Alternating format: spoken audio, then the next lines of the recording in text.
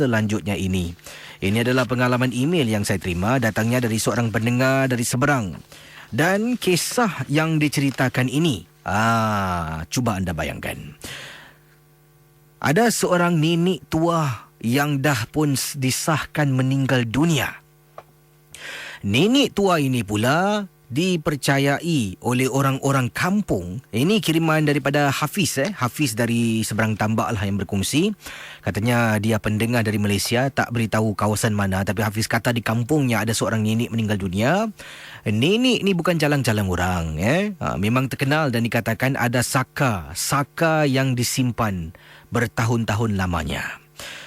Akhirnya Casey, saka pun saka. Kalau ajal dah sampai, maut dah sampai, tetap akan pergi ke rahmatullah. Kembalilah ke rahmatullah, kata Hafiz. Cuba Casey bayangkan, nenek ni tidak ada. Sebarang anak, cucu tak ada. Tidak ada orang kampung pun. Kalau dia ada pun kami tak tahu sebab tak pernah nampak pun anak-anak cucu-cucunya. Jadi kisah yang ingin diketengahkan oleh Hafiz tentang si arwah ni. Nama yang digunakan saya tak pasti. Ini mungkin nama betul, tapi saya nak tukar. Takut nanti sebut. Kronik saya kat sini. Jadi saya tukar namanya kepada kejap. Okey. Nek Timah lah. Nek Timah bukan nama sebenar. Dia ada gunakan nama panjang ni. Dan bila baca namanya macam seram pula. Nek Timah bukan nama sebenar, nama samaran. Jadi bila Nek Timah meninggal dunia, ada orang kampung yang datang, termasuk saya datang. Setelah arwah dimandikan, dikafankan, orang-orang kampung semua berkumpul. Ada yang datang dengan niat yang baik. Biarlah nak menguruskan jenazah, nak baca dan sebagainya.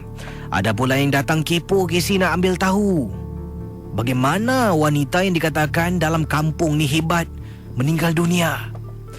Jadi Casey, apa yang berlaku? Mayat ataupun jenazah si arwah ni berada betul-betul di tengah-tengah rumah. Ditutup dengan kain batik lepas. Wajahnya pula, atas kepala tu ditutup dengan selendang transparan lah, yang boleh nampak sedikit mukanya.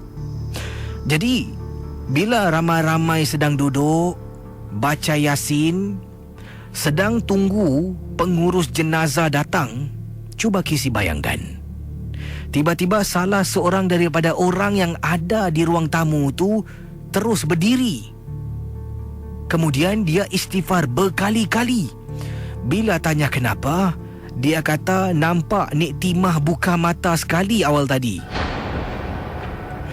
Jadi salah seorang pakcik yang ada pada malam tersebut, bayangkan waktu tu malam pada malam tersebut, terkejut dan dia katakan, dahlah mungkin tu bukan benar, mungkin tu hayalan, kamu penat agaknya, kamu balik sudahlah.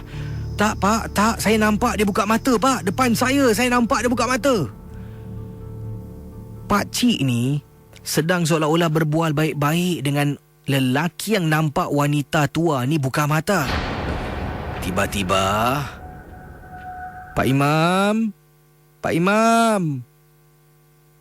Bila Pak Imam toleh, kami semua sebenarnya perhatian ni dah pun tumpu kepada Pak Imam dengan lelaki yang cakap nampak nenek ni buka mata.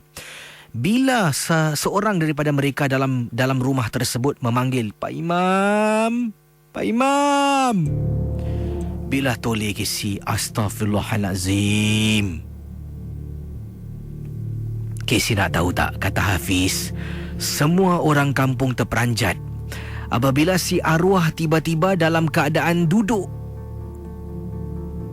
Bila dalam keadaan duduk, selendang di mukanya terlepas. Matanya masih tertutup tapi mulutnya ternganga. Casey, penuh dengan ulat dan serangga keluar dari mulut. Kata beliau di sini. Sesaat kemudian, datanglah macam-macam binatang dekat tingkap. Nampak kucing hitam, dengar bunyi suara burung hantu di luar rumah dan sebagainya. Semakin kuat, semakin ligatlah ramai-ramai dalam rumah tu membaca Membaca Yasin tak henti-henti. Pak Imam cuba lakukan sesuatu, mengazan, dan tiba-tiba mayat tu baring kembali.